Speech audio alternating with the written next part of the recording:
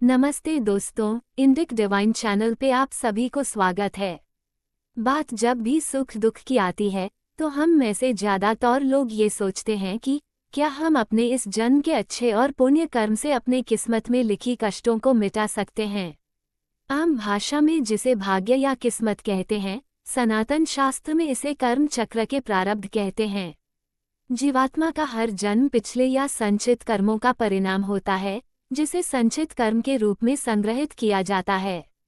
प्रारब्ध कर्म संचित कर्म का वह हिस्सा है जिसे हर जन्म में अनिवार्य रूप से भोगना पड़ता है, चाहे जीवात्मा की आध्यात्मिक योग्यता कुछ भी हो। श्रीमद्भगवद गीता में भगवान श्री कृष्ण ने कहा है कि जैसे मनुष्य धरती में बीज बोता है और उसके परिणाम स्वरूप फल मिलता है, वैसे ही कर्म बीज रूप है जो हमारा फल अर्थात भाग्य बनाता है। कर्म रूप वृक्ष पर वही फल प्राप्त होगा जैसा बीज रूपी कर्म बोया गया है। कर्म तीन तरह के होते हैं: संचित, प्रारब्ध और क्रियमान या आगामी। संचित कर्म अनेक पूर्व जन्मों से लेकर वर्तमान में किए गए कर्मों के संचय को संचित कर्म कहते हैं। पाप और पुण्य कर्मों का संचय है संचित कर्म। संचित कर्मों में बहुत से कर्म बिना इच्छा व बिना जाने भी किए जाते हैं, जो कर्म के वृक्ष पर कमजोर हो जाते हैं वर्तमान कर्मों के प्रभाव से। क्रियमान कर्म जीवन का जो हिस्सा हमारे नियंत्रण में होता है उसे क्रियमान कर्म कहते हैं। प्रारब्ध कर्म जो कर्म अपनी इच्छा से जानबूझकर किए जाते हैं, चाहे शुभ हो या अशुभ, वही प्रारब्ध कर्म कहलाते हैं। प्रारब्ध शब्द संस्कृत के शब्द शुरू से बना है। प्रारब्ध कर्म संचित कर्मों का वह हिस्सा है जो इस जीवन में फल देता है। प्रारब्ध कर्म तीन तरह के होते हैं: इच्छा व्यक्तिगत रूप से वांछित अनिच्छा इच्छा के बिना, और परेच्छा दूसरों की इच्छा के कारण। प्रारब्ध को भोगकर ही मिटाया जा सकता है। मरते समय की क्षणिक सोच भी अगले जन्म के प्रारब्ध का हिस्सा बनती है। भाव यह है कि संचित कर्म से ही कुछ अंशमात्र हमारे प्रारब्ध हैं जो हमें भोगना है, अच्छे हों या बुरे हो या मिश्र फलदायी। इन कर्मों पर हमारा नियंत्रण नहीं रहता।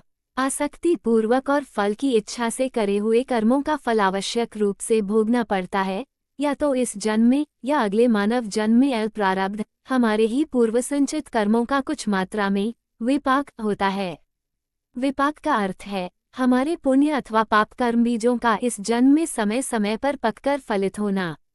सनातन धर्म के अनुसार प्रत्येक प्राणी अपने अपने कर्मानुसार लाखों योनियों में भटकता है, तब उसे यह मनुष्य देह प्राप्त होती है। और अपने कर्मों के फल मनुष्य इसी देह में भोगता है। जब तक मनुष्य अपने कर्मानुसार अपने शुभ या कर्म दंड नहीं प्राप्त करता, तब तक ये कर्म नष्ट नहीं होते। प्रारब्ध के कारण पूर्व कर्मों का उदय होता है, जिससे आपको अच्छे बुरे संयोग मिलते हैं। वो संयोग मन में नए भाव विचार जगाते हैं और नए कर्मों को करने को प्रेरित करते हैं। कोई भी व्यक्ति किसी भी क्षण बिना कर्म किए रह ही नहीं सकता। वस्तुतः वह प्रकृति जनित तीनों गुणों द्वारा कर्म करने के लिए बाध्य किया जाता है। यही प्रकृति जनित तीनों गुण ही फलोन्मुख हुए हैं, जिन्हें हम प्रारब्ध कहते हैं। प्रारब्ध उन सभी प्रभावों का प्रतिनिधित्व करता है जो एक व्यक्ति इस जीवन में 5 इंद्रियों के माध्यम से अनुभव करता है, और इसे ही भाग्य या नियति के रूप में भी जाना जाता है। इस जीवन में आप जो कुछ भी करते हैं या प्राप्त करते हैं, भले ही वह आपकी इच्छा के विरुद्ध हो, वह प्रारब्ध कर्म है। आपके पिछले जन्म में बंधे कर्म का ही परिणाम है। मनुष्य जैसा भी अच्छा या बुरा कर्म करता है, उसे वैसा ही फल मिलता है। कर्ता को अपने कर्म का फल अवश्य भोगना पड़ता है, परंतु सनातन धर्म ग्रंथों में एक दो ऐसे भी कहानी का उल्लेख मिलता है जहां प्रारब्ध को बदलते हुए भी दिखाया गया है। उदाहरण के तौर पर ऋषि मार्कंडेय की अल्पायु से अमर बनने की कहानी विशेष उल्लेखनीय है, जहां भगवान शिव की परम करुणा से और उनके कठोर तपोबल के कारण मार्कंडेय ऋषि अल्पायु से अमृतत्व को प्राप्त हुए। एक और कहानी का भी उल्लेख मिलता है जहां परमा सती सावित्री की पतिव्रता धर्म के तपोबल से उनके पति सत्यवान को अकाल मृत्यु के हाथ से मुक्ति मिली और धर्मराज द्वारा पूर्ण दीर्घायु का वरदान भी प्राप्त हुआ। अर्थात कठोर तपोबल से और परम करुणामय ईश्वर की कृपा से प्रारब्ध को या भाग्य के लेख को भी बदला जा सकता है। परंतु ऐसी घटना बहुत ही दुर्लभ है। कुछ विद्वान लोगों का मत है कि पुरुषार्थ से प्रारब्ध को भी बदला जा सकता है। अगर यह बात 100% सत्य होता तो द्रौपदी का चीरहरण और अभिमन्यु का युद्ध क्षेत्र में निर्मम हत्या कैसे हुई? क्या अर्जुन में पुरुषार्थ का कमी था? स्वयं भगवान श्री कृष्ण जिसके सखा थे, उसके जीवन में इतनी दुख क्यों? असल में यही तो प्रारब्ध का खेल है। प्रारब्ध को भोगना ही पड़ता है। भोग के बिना प्रारब्ध का क्षय नहीं होता। कुछ लोग प्रारब्ध को बदलने के लिए पूजा पाठ, दान आदि करते हैं। प्रारब्ध अर्थात भाग्य में क्या है, सुख या दुख, जानने के लिए ज्योतिषियों के पास कुंडली लेकर जाते हैं और खराब ग्रह की स्थिति जानकर अपने भाग्य को बदलने के लिए तरह तरह के प्रतिकार भी करते हैं। परंतु क्या इन प्रतिकारों से ग्रह शांत सचमुच होते हैं? भाग्य को बदला जा सकता है? जी नहीं, भाग्य या प्रारब्ध को तो कोई नहीं बदल सकता। परंतु हाँ, पूजा पाठ, जप तप या अशुभ ग्रह की प्रतिकार करने से उस ग्रह के तथा परमेश्वर की करुणा से जो ज्यादा असरदार होने वाला था, उससे थोड़ा निजात मिल सकता है। जैसे अगर कोई छत से गिरने वाला हो और हमेशा ईश्वर का स्मरण करता हो, तो छत से गिरने की जगह 2-4 ऊपर के सीढ़ियों से गिरकर थोड़ा चोट सहन करके वो उस प्रारब्ध से मुक्त भी हो सकता है। अर्थात जो ज्यादा होने वाला था वह थोड़ा कम होगा, परंतु होगा तो जरूर। हानि को कोई टाल नहीं सकता।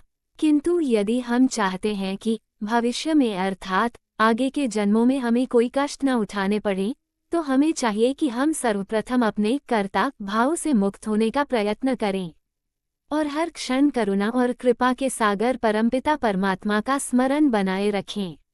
सभी जीवों में उन्हीं का दर्शन करें। हमारे सभी शुभ कर्म प्रभु प्रेरणा से हो रहे हैं और सभी बुरे कर्म हमारी कामनाओं, तमोगुण एवं अज्ञान से हो रहे हैं, ये जानें। हम अपने वर्तमान कर्मों से अपने भविष्य को बदल सकते हैं। अच्छे कर्म करने से अच्छा भविष्य और बुरे कर्म करने से बुरा भविष्य मिलता है।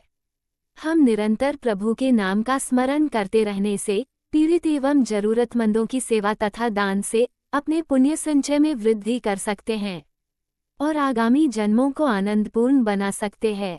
साथ ही यह शुभ कर्मों के फल हमें अपने मानव जीवन मिलने का मकसद पूरा करने में भी सहायक हो सकता है, अर्थात हमें मोक्ष के राह पर चलने में भी सहायक होगा। आज की जानकारी यही तक। वीडियो अगर आपको अच्छी लगी हो तो एक लाइक करके चैनल को सब्सक्राइब कर लीजिए। धन्यवाद।